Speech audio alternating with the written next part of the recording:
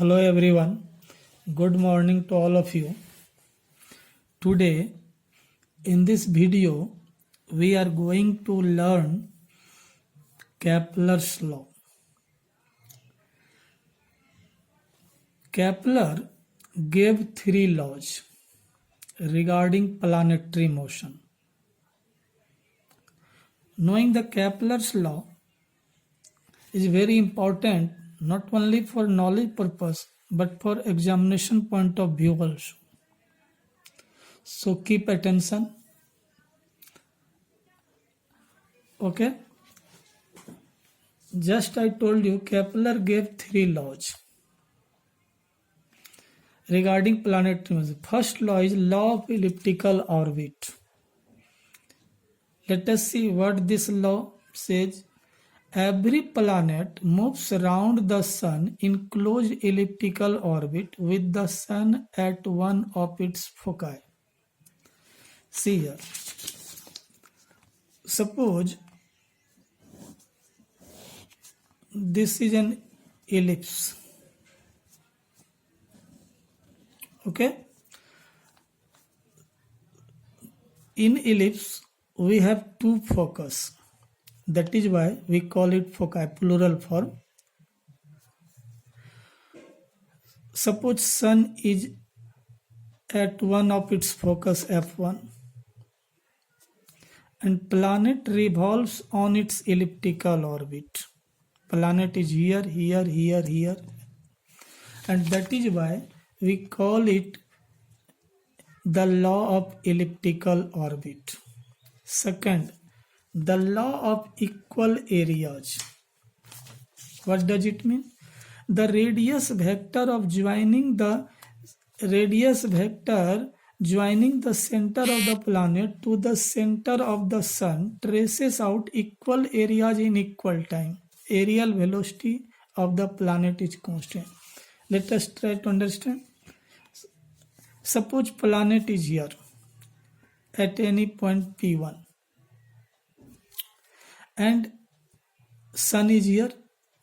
Now we join this line. This line is the line joining the sun to the planet. This is radius vector, and suppose after del t it comes here P2 and this traces out this area. Suppose this area is dA and it traces in time dt. So area by time is dt. Area by time is dA by dt. Now suppose in the same time planet reaches here at P3, and now if we find this area, we will find that these two areas same. It means in equal time interval the planet covers the same area. This is the law of equal area. Third, the harmonic laws. This law says that the square of the period of the revolution of the planet around the sun is proportional to cube of the semi-major axis. See here again, this is the semi-major axis and this is semi-minor axis. Semi-major axis length is considered as 2a and this length is considered as 2b. So this is a. And if the planet completes one revolution, time period is t and t square proportional to aq. This is the third law. Okay. Now we are going to prove one by one. Deduction of Kepler's law from Newton's law of gravitation. We are going to prove. Suppose you can see here. Suppose planet is at P. After a small time interval del t, it goes to P dash. It revolves and its radius vector is r. Its radius vector is r plus del r. So P to P dash is del r.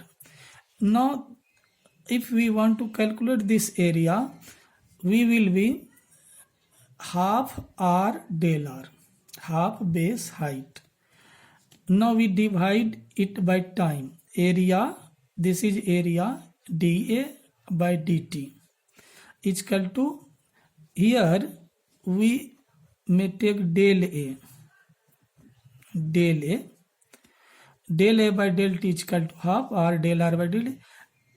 If we take limit del T tends to 0, then we may write dA by dt here, dr by dt here.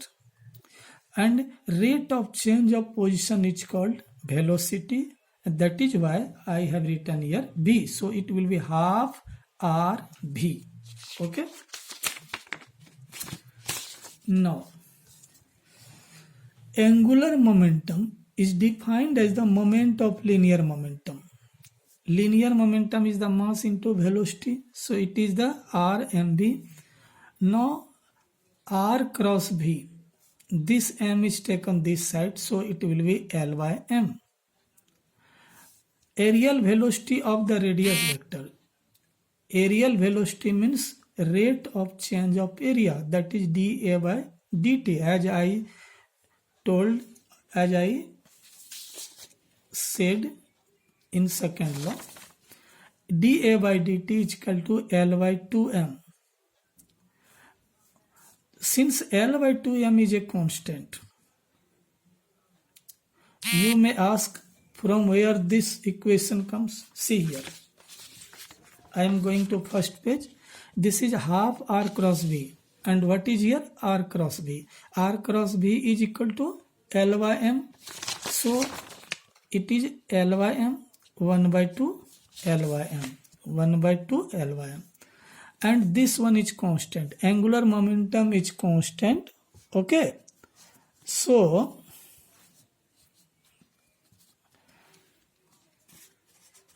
dA by dt is equal to L by 2m. L by 2m is constant. It follows that aerial velocity of the radius vector remains constant. This is Kepler's second law.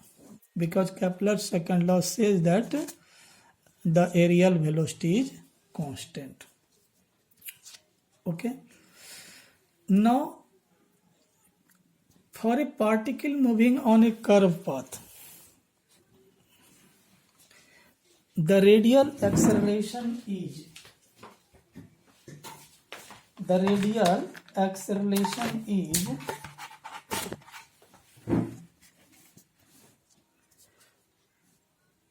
this one. This is the formula. Radial acceleration is d2r by dt square minus r. See here. If a particle moves in a circular path or elliptical path, there is center. Force acts toward the center. The particle is, suppose particle is here. Particle has two acceleration. One tangential, other is radial toward the center. Radial acceleration is this one. Now, this acceleration is forced by m. This force comes from here. F is equal to gmm by r square. This negative is due to attractive nature of force. So suppose force is here.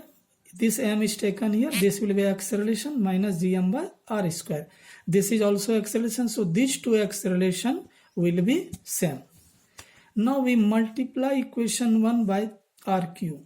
This is rq. Here r4, because r1 r is present here. So rq, r4, and here rq. If you multiply rq, then it will be 1 r will be here. Now this one r square d theta by is equal to h. If you want to know, come here. Since dA by dt is equal to what? L by m. I am explaining here. dA by dt is equal to what? L by 2m. So dA by dt is equal to h by 2. It is assumed h is constant. So and L is equal to what? I omega. I is the mr square, moment of inertia. Omega is equal to d theta upon dt. So L is equal to mr square d theta by dt.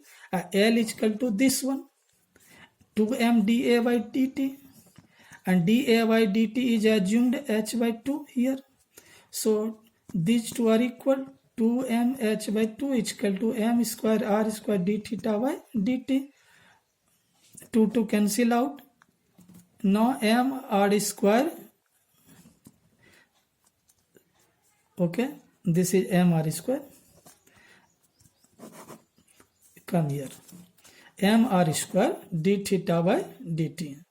L is equal to, this is L is equal to m r square d theta by, and this is L is equal to 2m dA by dt. Equating these two, we get 2m dA by dt is equal to m r square d theta by dt. Now dA by dt is assumed to be h by 2. We assume h by 2 m r square d theta by dt. 2 to cancel out, m cancel. So h is equal to what? R square. See here.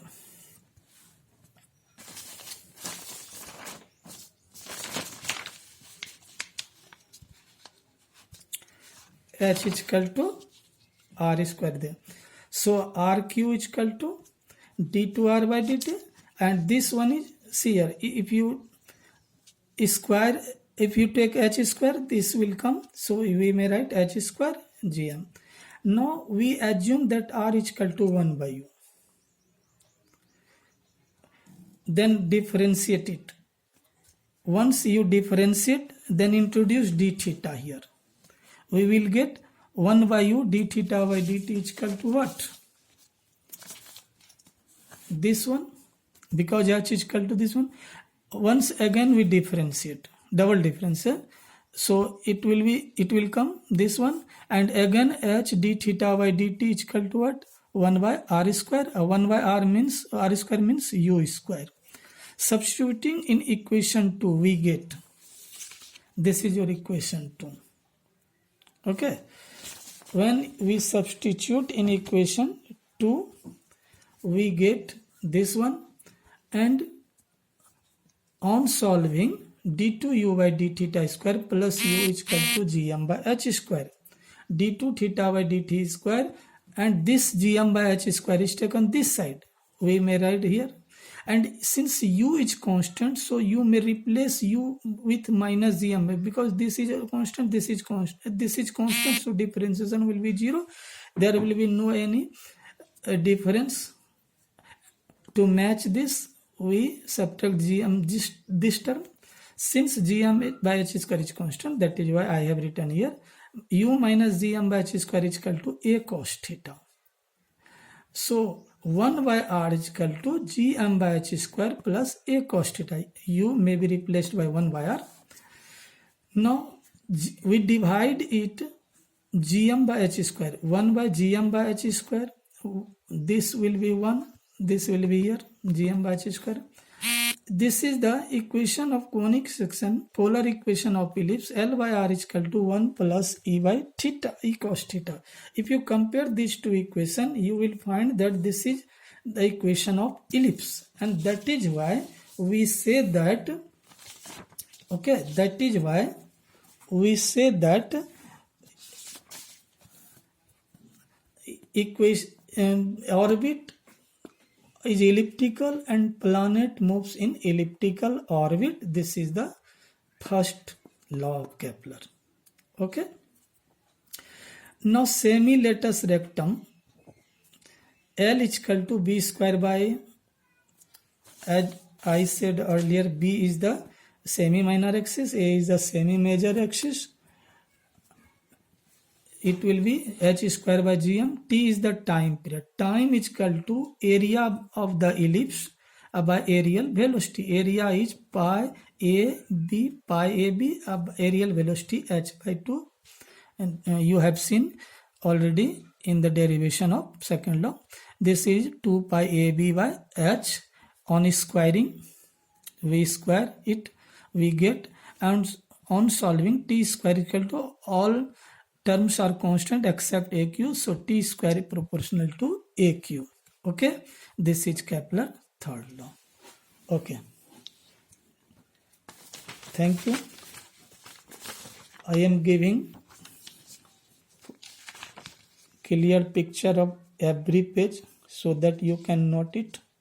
First page, second page,